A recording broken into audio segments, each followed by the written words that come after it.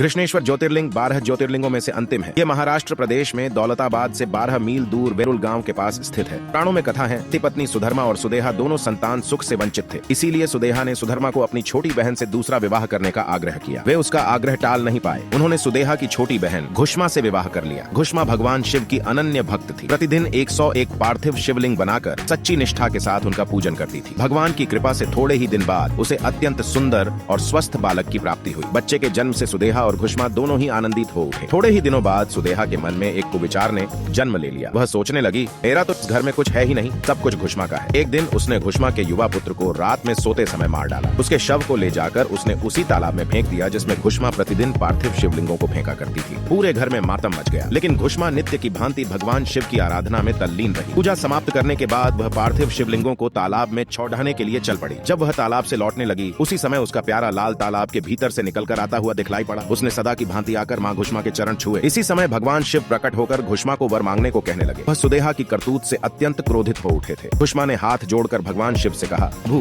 यदि आप मुझ पर प्रसन्न हैं तो मेरी बहन को क्षमा कर दें और लोक कल्याण के लिए आप इस स्थान पर सर्वदा के लिए निवास करें। भगवान शिव ने उसकी ये दोनों बातें स्वीकार कर ली और ज्योतिर्लिंग के रूप में प्रकट होकर वह वहीं निवास करने लगे। शिव भक्त घुष्मा के आराध्य होने के कारण वे यहाँ घुष्मेश्वर महादेव के नाम से विख्यात हुए। ओम घुष्मेश्वराय नमः।